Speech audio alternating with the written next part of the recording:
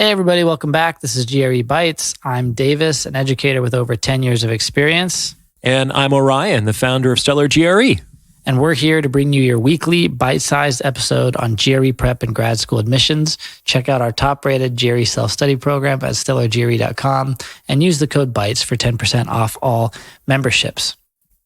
Okay, so the GRE is a long test, many questions, many sections.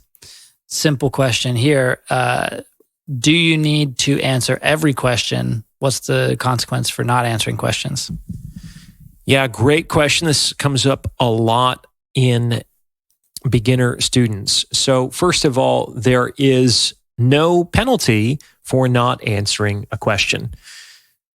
There's also no penalty for answering a question incorrectly. You put those two facts together, and at the very least, every student, even if he or she is running out of time, should make sure that every single question on the test is answered, even if it's a random stab in the dark, because, hey, who knows? It's like a free pull of the slot machine with much better odds, actually, since most questions have a roughly 20% chance of getting it right. You know, that's not bad in Vegas. So, because there's no penalty for leaving questions blank or answering questions incorrectly, you should answer every single question. But that's not really the spirit of this question, I think. The spirit of this question is, should I really try to give a full attempt to every problem in the time limit? And for a lot of students, when they start out, that's just not a realistic goal. If we're trying to answer every, let's say, quantitative problem within the time limit, there's 20 problems in the set, 35 minutes in the section. So that comes to 1 minute and 45 seconds per question. Most students, when they start, cannot answer most questions at that pace. So they're actually not able to give a real attempt to all 20 problems. And what I say to these students is that is okay. That is okay. It's a much better idea in the beginning to focus on accuracy than efficiency. At the very least, a student needs to get to the point where, all other things being equal, he or she is more likely to answer a question correctly than incorrectly. Like, your accuracy rate should be above 50% before we start to prioritize efficiency. And that's rational. Once you're more likely to get a question right than wrong, then it makes sense to prioritize more questions.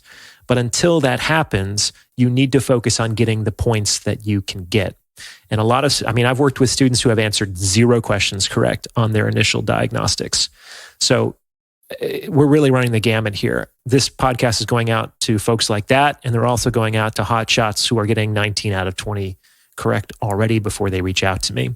So this podcast is more designed for folks in the former category, the ones who are scoring very low on their diagnostics.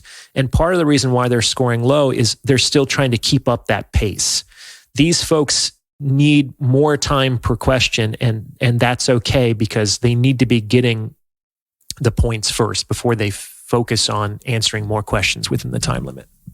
No, that makes a lot of sense. And this is, doing a practice test for the first time and putting yourself in the context of taking the GRE or even just a section of the GRE. I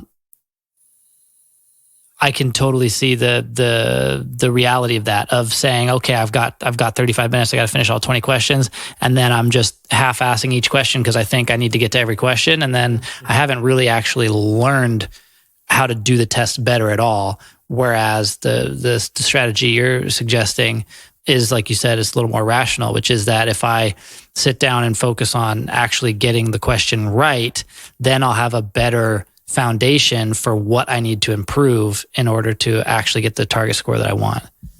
Yeah, that's well said. So in the beginning, if you're scoring very low on your initial diagnostics, what I would recommend is you skip aggressively. You want to proactively skip and to try to find the questions that you recognize, that have recognizable diagnoses to you.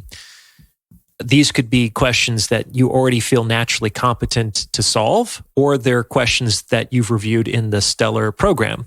Remember, all of the chapters are ranked in descending order of base rate. So we present the most common question types first. So what you can do when you go into a new practice set or a practice test is you can skip until you find a question that you can recognize. It's like, oh, this is a circle problem because there's a circle. I studied circle problems. I might be able to solve this one and focus on that. If you look at a question and within 5 seconds or so, you can't figure out what type of problem it is, just skip it. That might not be your point right now. Does that make sense? Yeah. So to be clear, we're talking about whether students should attempt to answer every question. And Orion is aptly breaking it down into, if you're taking the GRE, already gone through the whole thing, a whole study program, you're taking the GRE and there are a few questions that you didn't answer, throw in an answer because you'll more likely than not have a better chance at getting some credit for it. But now we're talking about, should I answer every question in my practice tests in order to better help myself develop those skills that I need to get better at the test overall? And I think what you're talking about, Orion, makes a lot of sense, which is that in the initial phases of first tackling the GRE, first getting exposure and experience with different practice sets, different sections, aggressively skip, as you said, don't answer those questions, focus on your competency, on your ability to answer questions accurately first. And then that will be a way in which to guide your study most effectively so that you can get to the place where you're actually answering the majority of the questions accurately. And once you're more likely to get a question right than wrong, then you can prioritize efficiency. Now, in the beginning, let's say you're answering 6 questions within the time limit. Your next run through on a practice set or a mock exam, try to answer 8 questions within the time limit. Like, you need to titrate and scaffold your performance throughout your prep. You're not going to go from answering 6 to all 20 in one step. So with every subsequent practice set or practice test, try to set an intention to answer 1 or 2 questions max more per that run through. And that's how you move reliably in the direction of your goals. Finally, most students don't need a perfect score, right? So you need to figure out what score you need in order to get what you want in this grad school admissions process. It's probably not a perfect score, which means that you have some wiggle room. Even higher performing students need to take this into consideration. Even at a lot of programs, if you can score around the 162, 163 level, that's a competitive application, which basically means that you have to answer around 17 questions in each set within the time limit. So you actually don't even have to answer all of the questions if you're a high-performing student trying to get into a competitive program. But that's something that you need to do the due diligence on beforehand to know how much room you have to give with respect to your actual performance.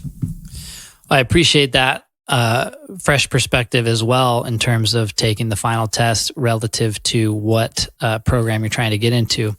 Thank you, everybody, for tuning in. Thank you, Orion, for your sharing.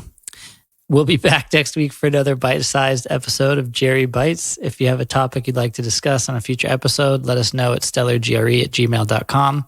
And if you're ready to take your prep to the next level, check out our top-rated GRE self-study program at stellargre.com and use the code BITES for 10% off all memberships. Thank you.